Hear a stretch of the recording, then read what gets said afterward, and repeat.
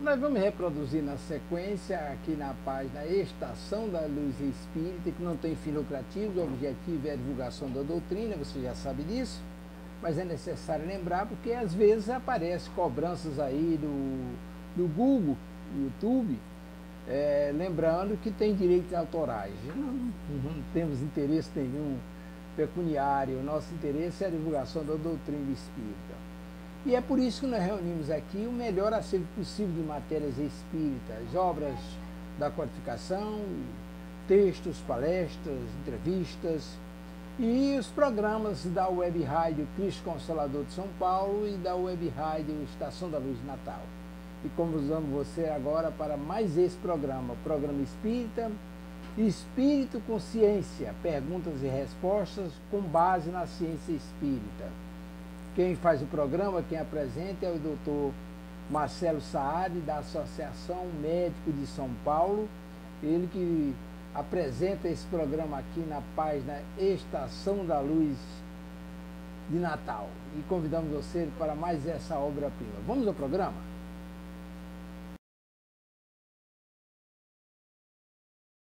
Não crie conflitos em si mesmo.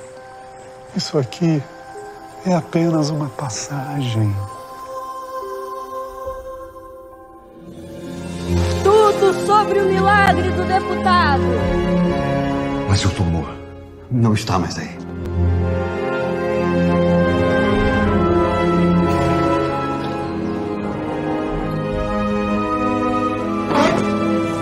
E esse povo todo aí fora? Quero que você mande eles embora. Eu sei que tem muita gente aqui precisando de ajuda.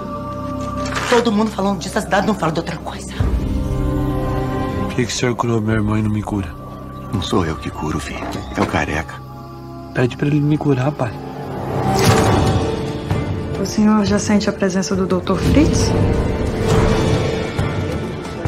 José, você não pode dar ouvido a essas vozes, só vai piorar.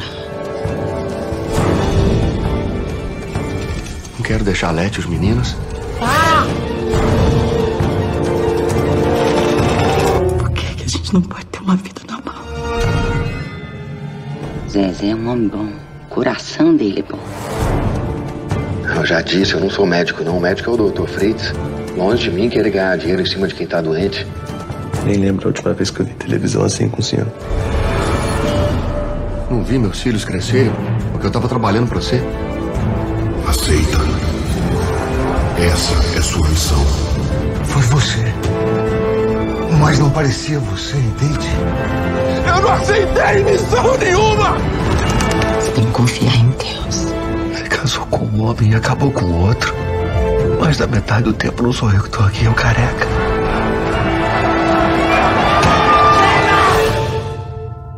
Tá cheio hoje, viu? Vamos começar o nosso trabalho.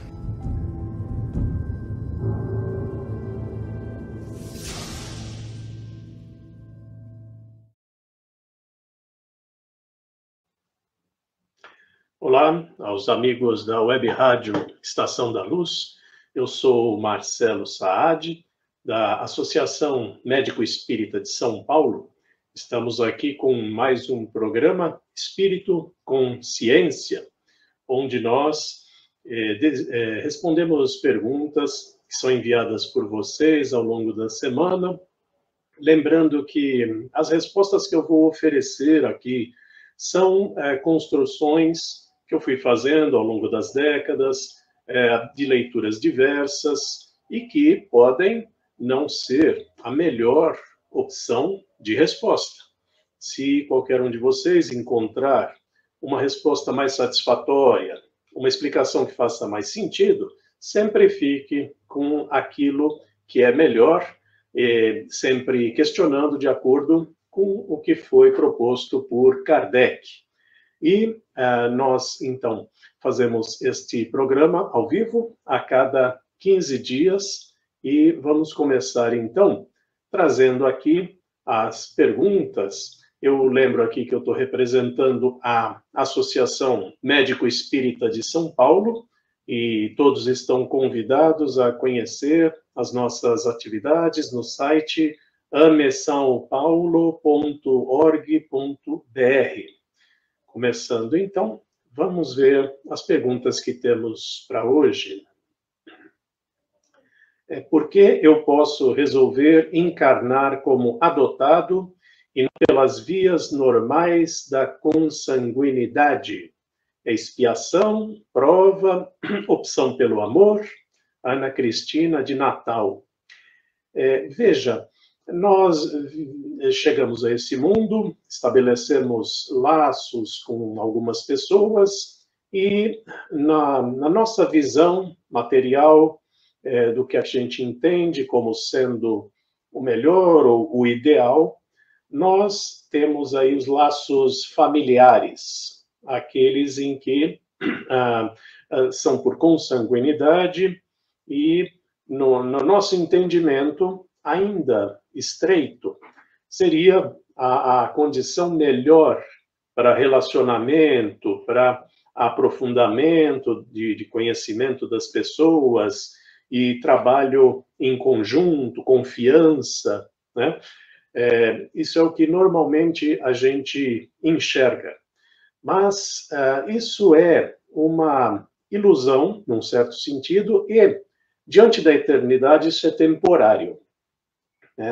Tanto que Jesus, numa passagem do Evangelho, ele é chamado, ele está fazendo uma palestra, vamos dizer, dentro de um espaço fechado, e os apóstolos chegam para ele e dizem: Senhor, sua mãe, os seus irmãos estão ali do lado de fora, né, querendo entrar aqui nesse recinto para escutar sua palestra, né? E então os discípulos estão falando ali da mãe dele, dos irmãos dele, com uma deferência, né, com uma consideração. O que vamos fazer? Eles estão ali fora, não estão conseguindo escutar, né? E Jesus vira para os apóstolos e pergunta: quem é minha mãe e quem são meus irmãos?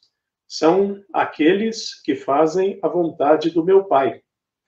Nesse sentido, ele não estava destruindo os laços familiares, mas sim estava ampliando os laços familiares, dizendo que o conceito de família é muito amplo. Nossa família é a humanidade, e não pessoas específicas com quem a gente pode ou não se dar bem, né? E que normalmente a gente coloca na primeira fila ou tenta favorecer de alguma forma, né?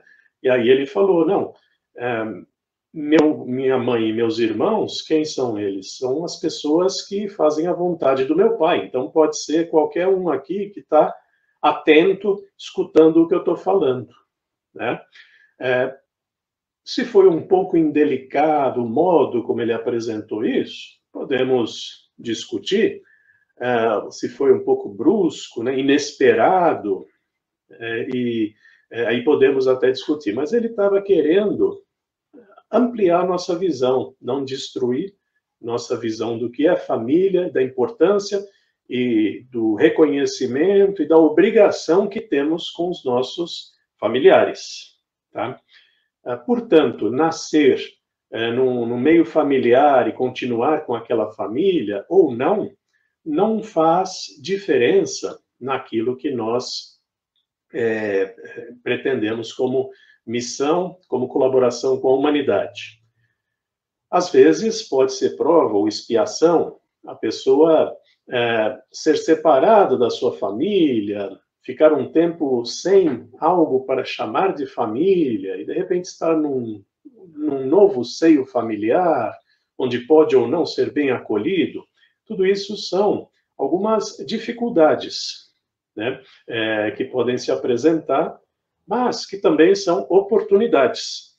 Oportunidade de não estar numa família onde nós não poderíamos fazer bem o nosso papel, cumprir aquilo que nos cabe, e passar então para um outro grupo de pessoas onde isso pode ser facilitado, tá? Então, mantenhamos todo o respeito, o reconhecimento e as obrigações que temos com os nossos familiares, mas sempre tendo em vista que essas relações são temporárias, dentro da eternidade, e que sempre nós somos colocados na situação onde podemos evoluir e explorar o nosso potencial da melhor forma possível. Tá? Esta é a interpretação. Se o Tavares tiver algum comentário, senão a gente continua aqui nas perguntas. Não, doutor, muito bom dia. E primeiro agradecer aí a sua presença aqui no programa. Hoje eu sei que é um dia de feriado, um dia importante para a gente, 200 anos de liberdade, né? Todo dia que a gente comemora, estamos aí prontos no batente aí para servir sempre a causa de Jesus e divulgação do Espiritismo. Então, nada só acrescentar, a não ser colocar, né, a segunda pergunta para o senhor. Ok. Então, para o espírito que cometeu diversos suicídios, seguidos ou não, né, as lembranças ocorrem em todos os suicídios já cometidos. É o Lucas de Além Paraíba, Minas Gerais. Né? Nós temos armazenado nas nossas memórias todas as nossas encarnações, mas nós não conseguimos acessar facilmente, seja ainda encarnados, seja como desencarnados, nós não conseguimos acessar facilmente essas lembranças, essas experiências, todo esse aprendizado. Mas ele está lá em algum lugar. Normalmente, quando a gente desencarna, a gente se lembra desta última encarnação, aquela imediata ao nosso desencarne, nós nos identificamos com aquela persona e temos essa lembrança. Então, nós não lembramos diretamente de outras encarnações, de uma forma assim ordinária, enquanto ainda estamos nesse processo de aprendizado. Às vezes podemos ter flashes, né, intuições, ou outras formas de manifestação desse conteúdo que está dentro de nós. Mas, normalmente, a gente não se lembra, e eu já vi em alguma referência, não me lembro qual, uma situação em que um espírito, ali no plano espiritual, um desencarnado, já estando pronto, maduro, preparado, ele passa assim por uma espécie de cerimônia com auxílio de benfeitores e tudo mais, onde essas lembranças vão se desdobrando aos poucos. Então ele passa a enxergar mais longe. Ele se lembra de encarnações anteriores e isso começa a vir à tona e tudo começa a se integrar no seu rol de experiências e aí sim ele passa por esse processo num momento determinado, quando isso é útil para a sua evolução e ele está maduro o suficiente para aproveitar esse tipo de experiência. Tá? Então, normalmente, o suicida, ou em qualquer outra condição, ele não tem lembrança das outras encarnações mais no passado. Mas, o que acontece é o seguinte, o que o levou ao suicídio, né?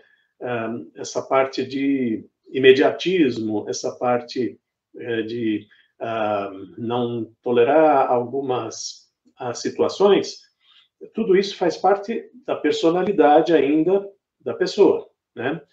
Que vem do espírito e que, portanto, vai seguindo através das encarnações.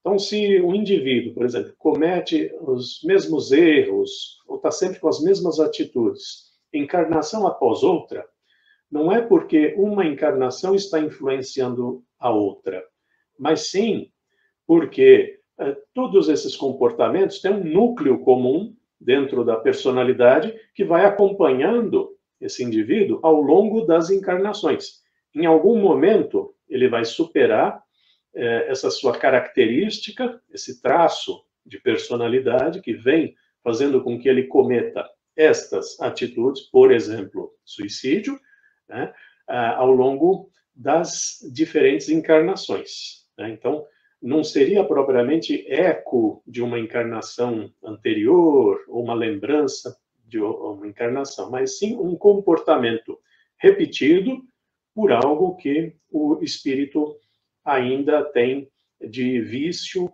ou uma dificuldade em agir de uma forma diferente. Tá? Se não tiver também, Tavares, se não tiver comentário, vamos lá para a próxima pergunta. Vamos, mas aí eu queria trazer a baila que nós estamos aí no Setembro Amarelo, né? Mas lembrar que a campanha da prevenção do suicídio, do uso de drogas, do aborto, da eutanásia, a Federação Espírita Brasileira, desde 1994, se não me falha a velha memória, que ela tem da evangelização infantil, ela tem essas campanhas permanentes. Tem um amigo nosso aqui em Natal que diz assim, Tavares, a misericórdia é divina. Se ele fosse lembrar um pedacinho do que a gente já fez, e vamos tirar aí a questão do suicídio, né? Mas a gente não suportaria viver muito tempo nesse planeta. Então, a misericórdia do Pai é fantástica e nos dá o esquecimento, principalmente aqueles que, como nós outros, que a maioria também tivemos o nosso suicídio voluntário ou não durante as nossas vidas. Então, a misericórdia nos faz esquecer e começar como se fosse sempre um novo dia, um novo amanhecer, com toda uma jornada para frente, pela misericórdia de Deus, né? E depois, quando você me perguntou, que eu voltei, em relação a porque o cara resolve nascer adotado ou não. Amigo, deixa eu lhe dizer, não, o importante é nascer, né? O resto a gente vai resolvendo com calma, né, doutor? Então, tem um corpo disponível, tem. Então, meu amigo, deixa eu pegar essa oportunidade para você. Eu não tenho a outra tão cedo. Vamos aqui, vamos chegar ao mundo é a parte mais difícil, né? Então, o resto a gente vai ajeitando, né? Como diz o Matuto, né? Mas com relação ao que você falou do esquecimento, né? É útil de alguma forma que a gente não entende dentro desses mecanismos que a gente mal está começando a entender da evolução através das reencarnações, né? Então deve ter uma explicação muito boa.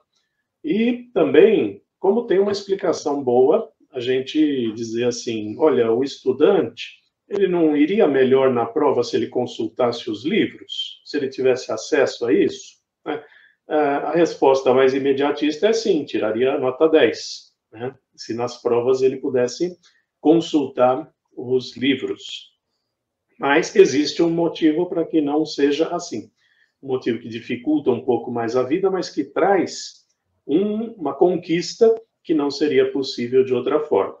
Então, vamos aceitando aí o esquecimento como regra, né? Lembrando que existe aí a terapia de vidas passadas para situações muito específicas. Uma pessoa que tenha um problema psiquiátrico ou físico que não seja solucionado de qualquer outra forma, ele pode recorrer a um processo que é bastante sério e não é feito por qualquer pessoa e não é feito para qualquer pessoa, das terapias das vidas passadas, onde vai se explorar a tentativa da lembrança daquilo que está trazendo esta situação atualmente. Muito bom. E diga. O senhor tocou num assunto muito sério, quer dizer, a questão das terapias de vidas passadas, que o pessoal pensa que é como se fosse um artigo de uma loja, você vai lá e compra, e isso envolve, né, primeiro um profissional, né, muito sério, com muito estudo, ninguém faz isso. E outra coisa é o impacto que aquilo pode ocasionar no chamado curioso, né?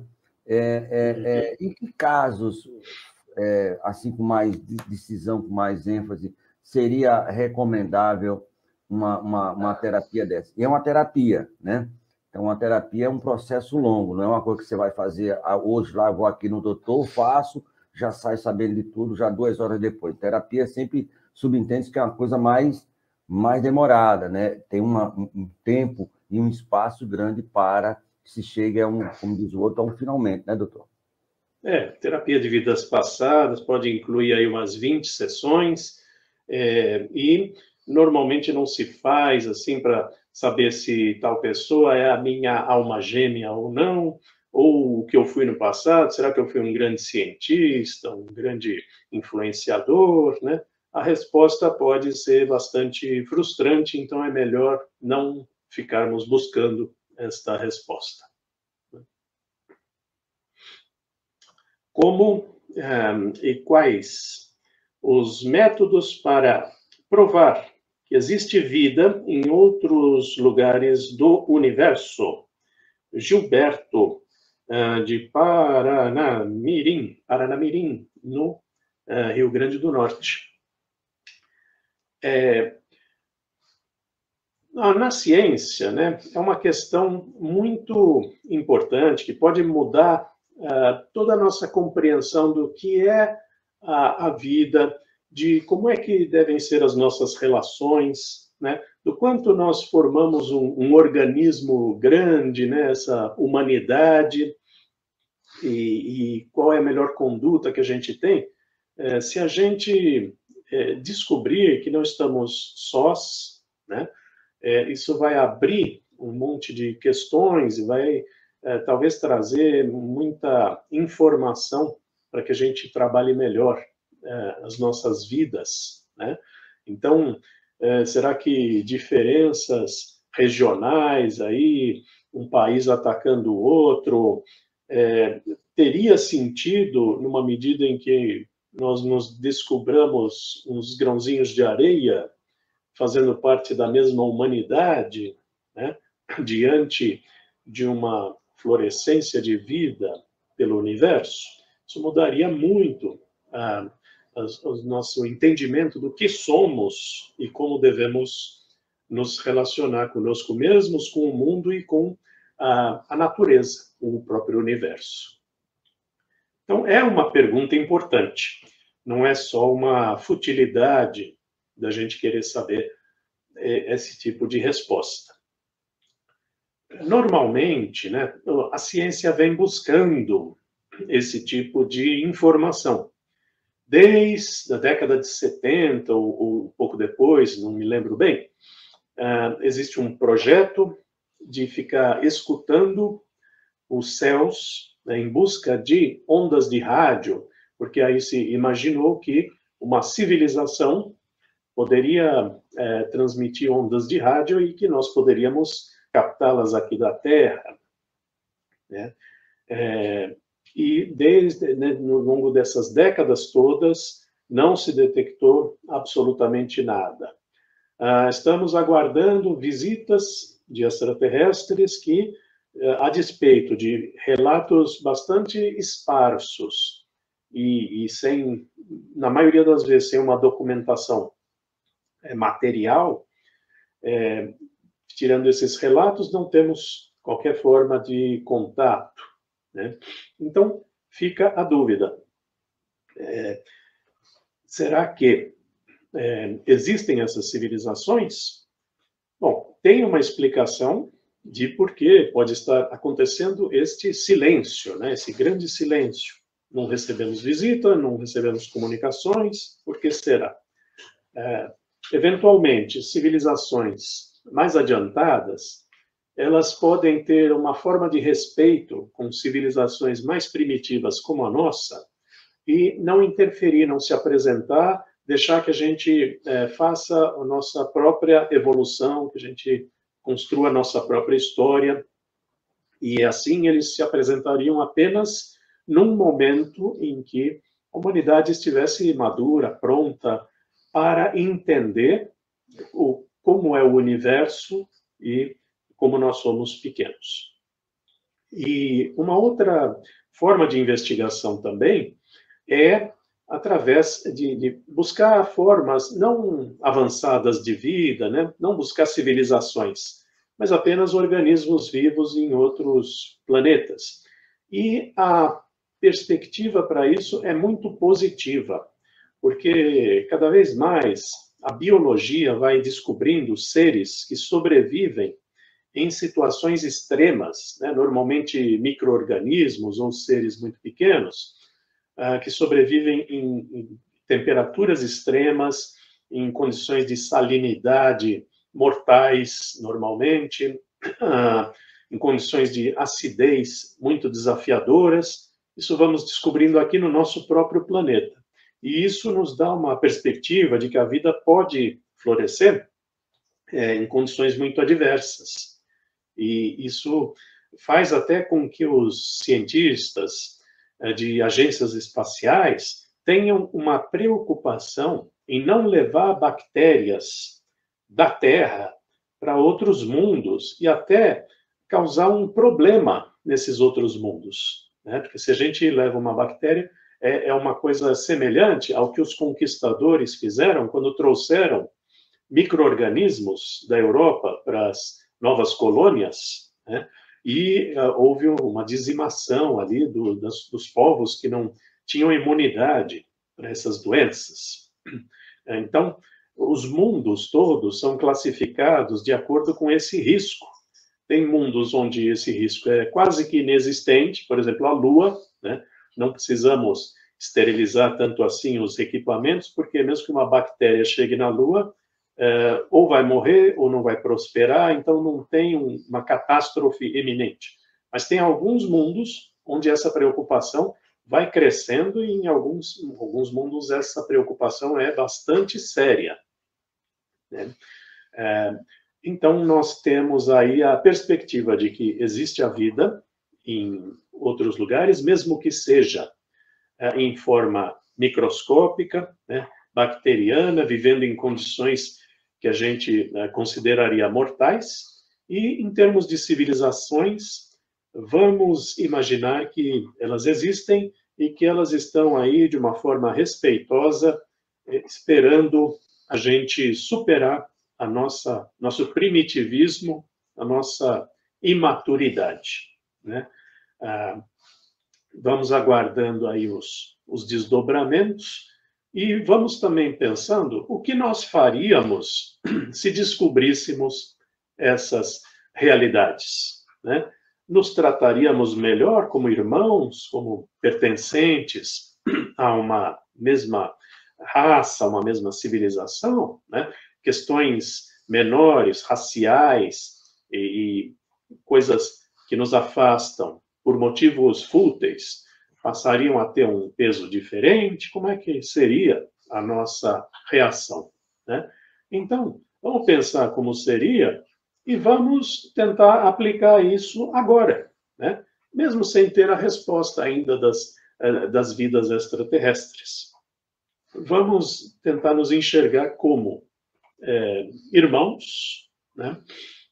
No sentido de um precisar do outro, um precisar ajudar o outro, deixarmos pequenas diferenças de lado, de nacionalidade, de religião, de raça, né?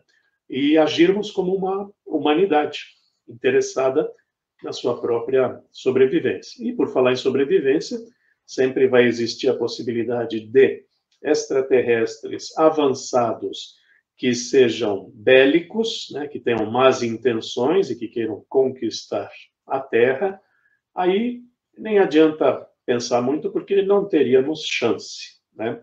Alguma civilização que consiga atravessar o espaço interestelar e chegar até aqui tem uma tecnologia contra a qual nós não teríamos a menor chance. Então, a gente vai pondo esses cenários, vai vendo o quanto isso se reflete no nosso entendimento do que é ser humano e de quais seriam as melhores relações entre nós mesmos.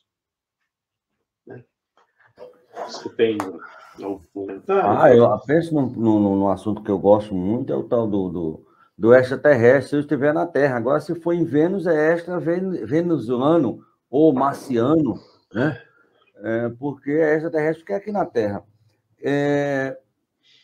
Disso eu não tenho a menor dúvida que existe vida, porque é um dos pontos principais do Espiritismo, a pluralidade dos mundos habitados. O filho de Dona Maria, certa vez, falou, se tivesse aqui no Nordeste, ele não diria, não se turbe, mas fosse aqui no Nordeste, uma palavra bem parecida, não se apoquente, não se aveste, né, que são palavras nordestinas para dizer que se tenha calma no que eu vou falar agora. Mas a sua fala final, eu concordo muito, tenho uma certeza absoluta, mesmo antes de ser espírita, desde menino eu tenho esse negócio comigo do espaço, gosto muito, sempre sonhei com isso, mas se for uma civilização muito adiantada, e tem que ser adiantada para ter essa tecnologia, se for adiantada intelectualmente falando, sem muita moral, eles não vão estar querendo estar com a gente.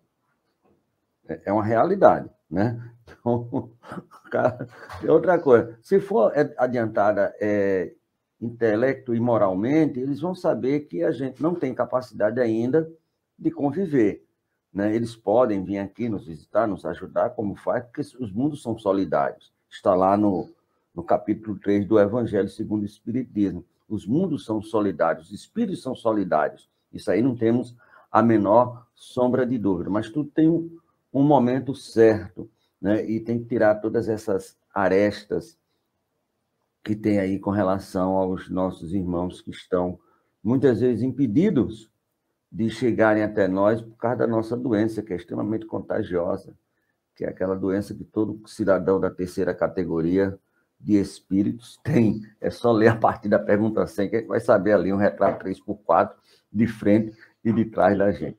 Mas, doutor, enquanto chega tudo isso, chega aqui da Alemanha a Hilda, nossa querida Hilda, sexta-feira aqui tem um programa, ela lhe faz a seguinte pergunta. Falar sobre o suicídio pode motivar ou influenciar outras pessoas?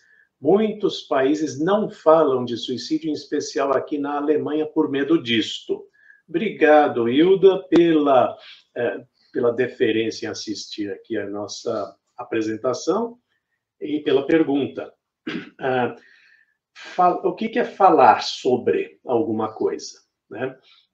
Normalmente, você pode falar no sentido de ajudar as pessoas, de informar, de instruir, de colocar à disposição das pessoas os meios de auxílio, né? Colocar as pessoas a par de que o problema existe e que existem meios de resolver isso e como é que a pessoa interessada pode buscar essa ajuda. Tudo isso é muito útil, proveitoso e necessário. O que pode eventualmente estimular seria o seguinte, uma situação que aconteceu lá em Londres há uns 6 anos, mais ou menos. Começou a ter uma onda de suicídios das pessoas se jogarem na frente de trens do metrô. Então, chegou um ponto em que uma vez por semana tinha um caso desse. E as autoridades viram o seguinte, precisava parar de noticiar a ocorrência disso, porque isso estava colocando ideias nas cabeças das pessoas, ou uma pessoa que já teria uma propensão, encontra aí um meio de executar aquilo que a pessoa já imaginava. Tá? Então, a solução foi essa, fazer com que a mídia não noticiasse dessa forma espetaculosa, né? Mais um caso dessa epidemia de suicídios, de se jogar na frente do trem. A mídia, então, colaborou, parou de ficar noticiando isso, né? Dessa forma tão chocante, e os trens também passaram a chegar nas estações com uma velocidade um pouco menor, o que atrasava um pouco, né, o fluxo de pessoas, mas que, junto com aquela outra medida, levou a uma normalização da situação. Então, depende do que significa falar sobre alguma coisa, né? É falar para ajudar ou é falar para colocar minhoca na cabeça das pessoas? Então, falar para ajudar é totalmente necessário, indispensável. E a gente precisa adequar a nossa comunicação, né?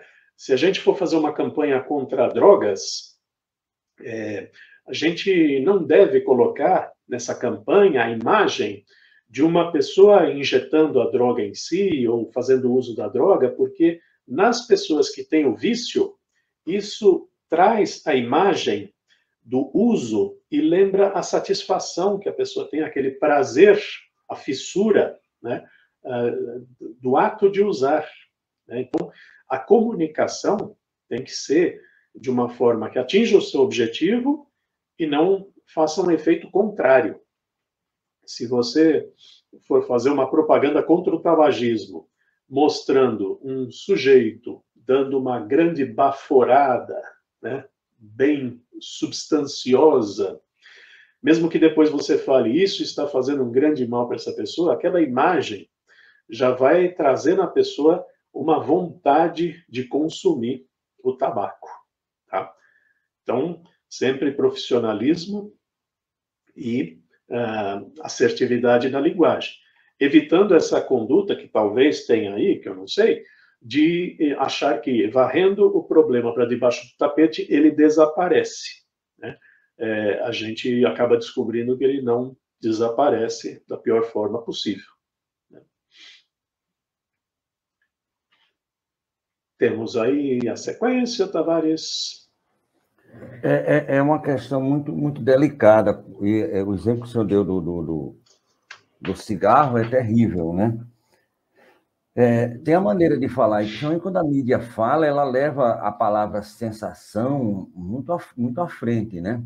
O que levou muita gente a dizer, não vamos falar porque aí o problema vai desaparecer. Ele não vai desaparecer, vai ser jogado para fora do tapete. É por isso que, para debaixo do tapete, é por isso que há uma prevenção, né? Uma orientação. Eu me lembro, acho que é no livro Boa Nova. Jesus tem 40 que chegam lá na casa de Pedro, pedindo ajuda a Jesus, ouviu falar do Evangelho, aí Jesus vai fazer outro negócio. Diz, Pedro, enquanto você fica aí dando uma assistência, que eu vou aqui resolver. Aí quando Jesus dá as costas, Pedro começa a botar a mão na cara de todo mundo. Quando Jesus chega, está lá, né? Aí Jesus diz, Pedro, eu não pedi para você fazer isso, eu pedi você tratar com carinho, tá entendendo? Tem que ser assim, certo? Vou falar de suicídio. Aí, você suicidou-se, vai ter que ir lá, com todo respeito, tem estudo aqui sobre esse livro, Os Vales do Suicídio. Quer dizer, aumentar, você pegar o punhal e ficar catucando a ferida. Então, tem que ter muito, muito cuidado, mas tem que ser falado. Eu acho que o Setembro Amarelo de um mês só deveria ser campanhas permanentes. Não ao aborto, não à eutanásia, não às drogas, não ao suicídio. Tudo isso que pode ser danoso, mas são campanhas esclarecedoras e, sobretudo, acolhedoras. Aí sim, aí teria um resultado que, ao meu ver, poderia ser fantástico. Mas, através, como a Hilda colocou, né, ela até agradece os esclarecimentos, aí é chocoso, né? Nós tivemos um problema aqui em Natal com a ponte. Foi feita uma ponte aqui, a segunda ponte da cidade, e, amigo, todo dia, toda hora, tinha pessoas pulando da ponte, tá entendendo? Gente filmando lá já direto, porque sabia que mais cedo ou mais tarde ia aparecer alguém. Quer dizer, foi preciso uma igreja evangélica com muito carinho, com muito amor, né? Os guardiões tomarem de conta da ponte, e abraçar a ponte e abraçar as pessoas que iam para lá com essa ideia. Então, conseguiu-se, e outras possibilidades, reverter esse quadro. Então, é muito importante esse esclarecimento, não é isso, doutor? Sim, isso nos lembra também de como é que a gente fala com os filhos, né? Vamos falar sobre drogas, vamos falar sobre práticas seguras de sexo, ou vamos dizer assim, não, a gente não fala sobre isso, e quanto menos a gente falar, menos isso está presente na cabeça das pessoas e menos vai dar de erro, né? Às vezes é o contrário, né? Então, lembrando que essa comunicação também tem que estar presente nas nossas famílias, nos nossos lares. Vamos falar por que o vovô está tão quieto, né? Será que ele está em sofrimento? Ou deixa ele assim porque está dando menos trabalho, né? Nas nossas vidas também temos que tomar essas decisões de abordar um assunto ou não. O senhor falando me lembrou o pai do Siddhartha Gautama, Buda, que não falava, né, para o menino que não existia velhice, até que um dia ele viu, e aquilo deu um impacto grande, né? Lógico que revolucionou a vida, e ele venceu o que foi, mas o pai, ele fazia tudo para que o filho não visse, né, as misérias que o planeta, de uma forma geral, tem, e é, até certo ponto, natural de um plano onde nós estamos. Mas temos aí mais uma pergunta, doutor. Sim. Vamos ver? No átomo, temos a estrutura mínima da matéria terrena. O fluido universal, sendo a base, é ainda infinitamente menor. Então, do que é feito o fluido universal? É o Fernão de São João da Barra. Boa pergunta.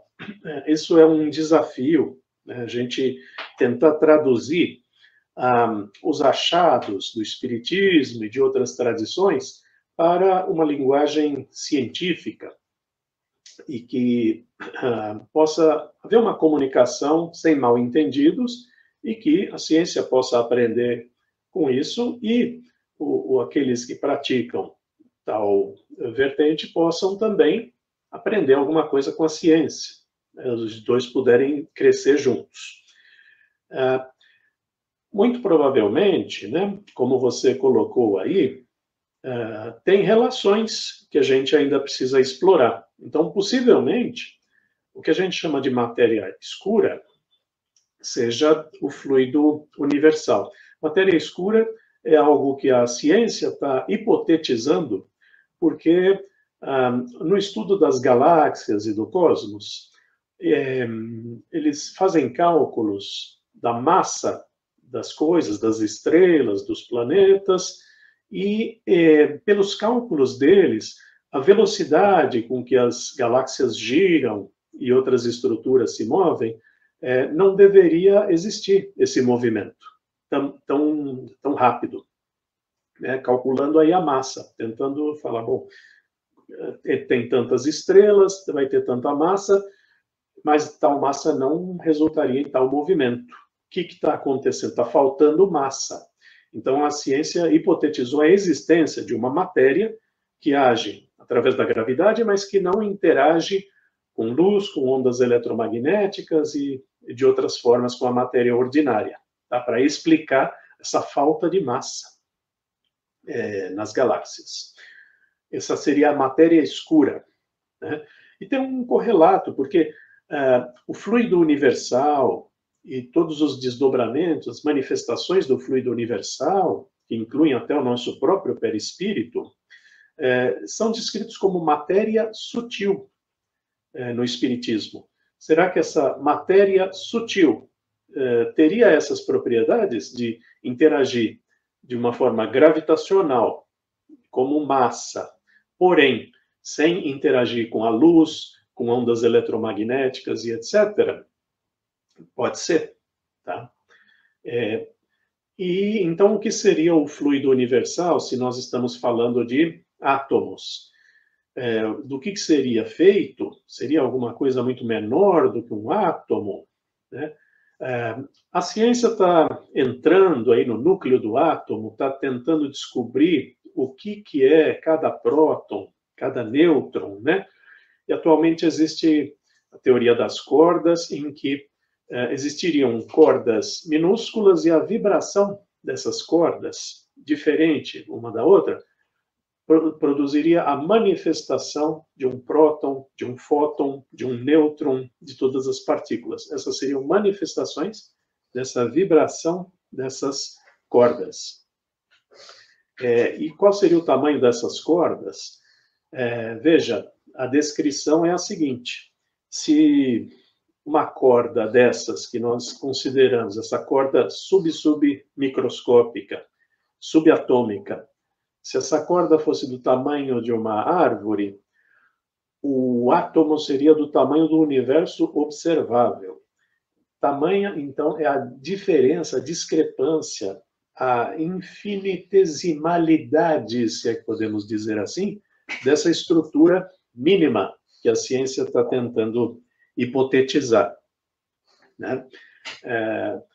Então, mesmo a ciência já está considerando coisas muito, muito pequenas, muito menores do que o átomo. Então, quem sabe a ciência chega até a alguma coisa que vai falar assim, puxa, o que é isso? Aí, dentro do Espiritismo, a gente vai falar, isso aí é o fluido universal, que a gente já está falando há 150 anos. Né? Vamos torcer para que a gente faça essa convergência de conceitos do Espiritismo com conceitos que a ciência está explorando agora. Né? Tem continuação, o Tavares? Tem um tio meu aqui de Macaíba, mas depois foi morar fora, que dizia assim, existe mais segredo entre o céu e a terra do que possa imaginar a vossa vã filosofia. Todo mundo diz que ele é ali de Londres, mas ele é aqui de Macaíba, onde eu moro. Brincadeira nordestina à parte. Mas a própria palavra átomo, que quer dizer que não tem divisão, depois, com o tempo, já tem um núcleo, né? E aí já tem átomos, nêutrons, prótons, e aí você vai descobrindo cada vez mais, e a ciência vai chegar mais cedo ou mais tarde, vai chegar como ela chegou, excetuando, eu acho que a maçã do Isaac Newton, no bom sentido da palavra, a ciência do século XIX e do século XVIII, hoje ela está totalmente substituída. Se você pegasse um grande cientista e trouxesse para cá, ele ficaria perdido com o avanço que foi feito em apenas 200 anos. E ali eram verdades imorredoras, né? O centro da Terra, o universo era infinito, mas só tinha a Via Láctea. Ninguém concebia mais do que a Via Láctea. Né? Foi preciso o Hubble, não o cientista, mas o telescópio, pesquisar e ver, mas até 1900 era só mesmo, era infinito, mas é só a Via Láctea. Então, quer dizer, imagina daqui no final desse século, coisas que vão ocorrer, que ele vai dizer assim, Marcelo e Tavares faziam um programa usando sala virtual, um lá em São Paulo e outro em Natal, podendo fazer todos os dois juntos aqui ao mesmo tempo, numa coisa. Então, quer dizer, vai ser coisas assim que a gente vai sorrir, né? Mas o maior medo que eu tive aí é aquele negócio, a mente, né? A mente da gente como é terrível. A primeira vez que eu viajei de avião, doutor, o medo foi grande, nordestino, né? Acostumado a andar de burro, mas andar de avião tem medo. Aí fiquei acolá, aí tudo bem, adormeci do medo, acordei, o bicho estava em pleno voo, e olhei pela janela. Quando eu olhei pela janela, estava sem nuvem. O senhor sabe qual é a sensação que ele tem quando não tem as nuvens, né? Pronto, o avião não está se movendo. Esse avião vai cair. Pense num pânico grande. Foi quando eu olhei para baixo, aí eu vi aí acalmou. Mas quer dizer, olha só o que é que a nossa mente pode fazer, com falta de conhecimento, né? Que nada mais é do que falta de conhecimento. Essas coisas nos inspiram a descobrir que o futuro tem coisas que a gente não consegue nem imaginar, né? Como você falou, há um pouco mais de 100 anos, se imaginava que o tamanho do universo fosse o tamanho da nossa galáxia, porque eles falam assim, uma estrela, outra estrela, aí acabou, então acabou o universo. Então é desse tamanho aqui. E umas manchinhas lá que eles viam, falavam umas manchinhas aí esquisitas. Aí é que foram descobrir, há coisa de mais ou menos 100 anos, que a nossa galáxia, um ajuntamento de estrelas, é uma entre trilhões de outras. Então, o tamanho do universo multiplicou por um fator indescritível, né? Então, o quanto a gente ignora coisas hoje, nos dá uma ideia do quanto a gente ainda tem para descobrir.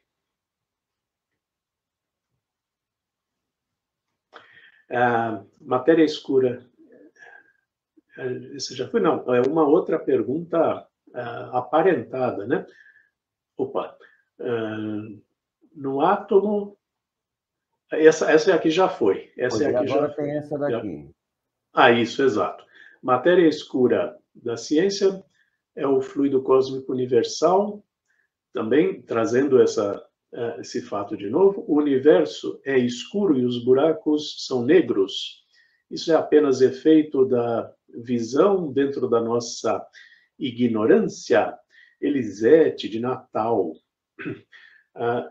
Não sei se eu entendi bem, né, mas ela está colocando uma série de expressões onde se fala o escuro, negro, sem luz e tudo mais, trazendo essas todos esses termos como sendo um sinal de falta de luz, né? Será que está faltando luz aí para o nosso entendimento? Talvez seja essa a pergunta. Às vezes a gente coloca mesmo o nome escuro, negro, buraco negro, matéria escura, porque a gente ainda não tem os elementos para verificar a existência dessas coisas, né? Buraco negro, até um ano atrás, não se tinha nenhuma fotografia de um. Então, era alguma coisa que foi teorizada, a matéria sendo comprimida de um jeito indescritível, e trazendo uma distorção para todas as leis da física ali naquele momento. Isso era descrito como uma possibilidade, talvez se visse ali influência gravitacional do buraco negro nas estrelas vizinhas, mas não se tinha nenhuma comprovação objetiva, uma fotografia de um buraco negro. Então, há menos de um ano é que foi conseguido isso. O conhecimento, então, vai progredindo. Vai continuar chamando buraco negro, tá? Porque ficou. Alguns termos nascem, né, e colam e ficam. O próprio termo Big Bang, né, a grande explosão, que foi a origem do universo, antes não existia nada, de repente aflorou o universo como se fosse uma grande explosão. Esse termo, Big Bang, foi produzido por um crítico dessa teoria. Há muitas décadas atrás, quando essa teoria surgiu, um crítico falou: o universo não pode ter nascido numa grande explosão. Falou isso num tom jocoso. Só que aí esse termo pegou, Big Bang, e está aí até hoje, né? Não é um termo adequado, mas que foi o que pegou. E nasceu de uma crítica a essa teoria. Então, os termos vão nascendo, nossa dificuldade em interpretar aquilo que a gente está vendo vai criando termos meio esquisitos, e um dia a gente vai entendendo melhor como é que funciona a natureza e o que é a natureza. E aí a gente vai incluindo o espírito também, né? Porque hoje em dia o conceito de natureza, fenômeno natural, não inclui o espírito, a consciência livre do cérebro. E, em algum momento, o conceito de natureza vai ser expandido para essas outras realidades, que o Espiritismo já trazia e que vão ser incorporadas, talvez com outros nomes, né, à ciência. Você quer acrescentar, Tavares?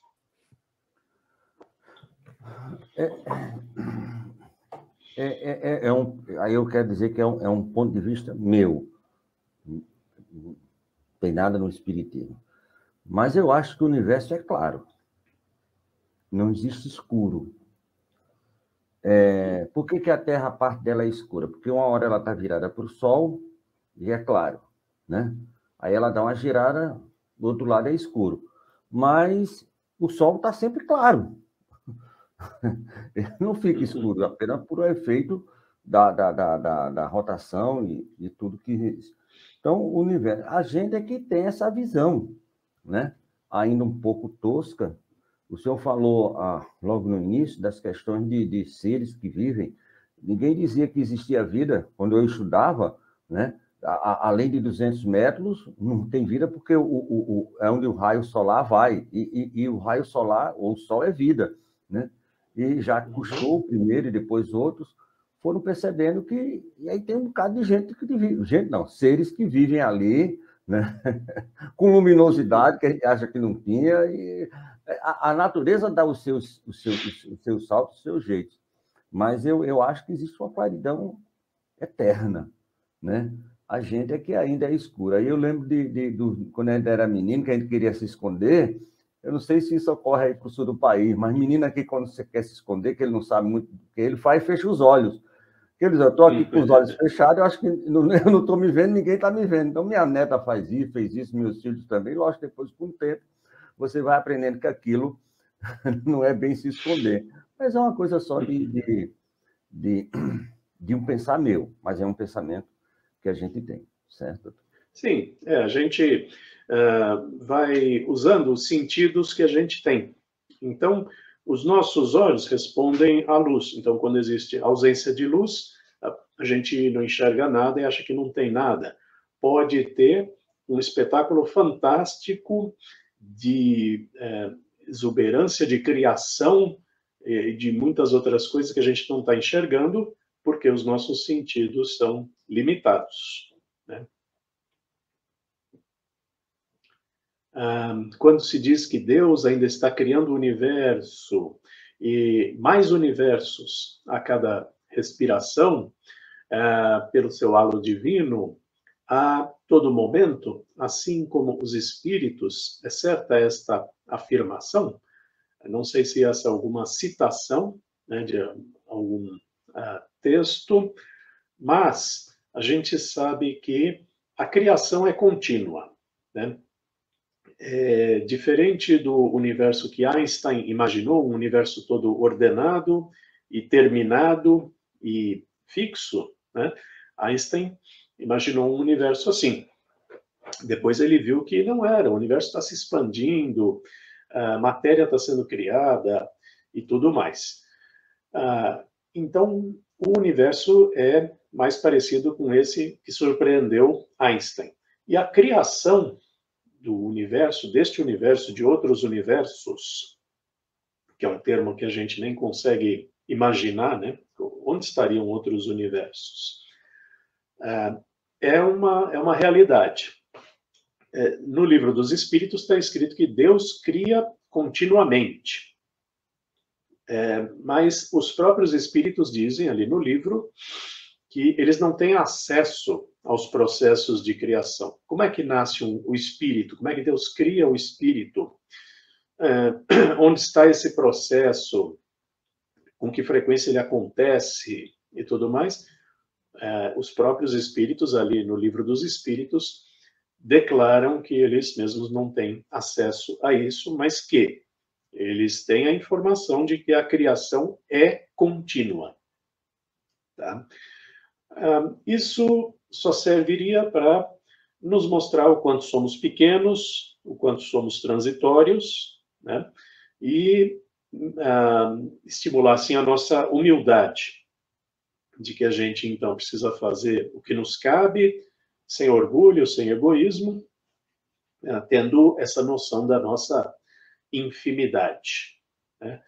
Fora isso, não teria muita utilidade a gente saber como é que é a criação, em que frequência, com que intensidade e tudo mais, né? Saibamos apenas que somos parte de um processo contínuo de criação, de evolução, e que vai chegar a coisas que a gente ainda não consegue nem imaginar. Por enquanto, a gente vai ficando com essa ignorância, que pode estimular nossa humildade e o nosso altruísmo. Tem acréscimo aí, Tavares? Só para finalizar, né? O Sol, nosso querido Sol, que segundo a ciência é uma estrela de quinta grandeza, então tem de quarta, de terceira, de segunda e de primeira, dentro da nossa visão ainda, cabem dentro desse Sol, certo? Mais ou menos em torno de 109 planetas Terra, né? Então, para a gente fazer o diâmetro do Sol, teria que ter 109 planetas Terra, né? Para que a gente pudesse preencher todo o Sol. E ainda tem a imagem de Sols que, quando colocado num comparativo com o nosso Sol, parece um grão de areia em relação àquilo. Então, a casa de papai é muito grande, e é como o senhor disse, vamos ter cuidado com o que ele está fazendo agora, porque sabe se o papai está criando, se o universo é isso vai encher só a barriga da gente, mas não vai dar substância para o coração. Isso, o importante é a gente não ficar questionando essas coisas todas, né? imaginando assim, então podemos esbagaçar o nosso planeta, porque é possível viver em outros, porque o universo vai nos abrigar de uma outra forma. É só esse raciocínio que não vale. O resto é de Deus. Maravilha, maravilha, doutor. Muito obrigado. E as suas considerações finais, a gente volta daqui, ao vivo daqui a 15 dias, porque tem reprise desse programa quarta-feira próxima, se Deus quiser. Isso, eu agradeço, Tavares, a você pela oportunidade, agradeço aos ouvintes pelo interesse e vamos nos encontrar ao vivo daqui a 2 semanas no programa Espírito com Ciência. Até lá, fiquemos todos em paz.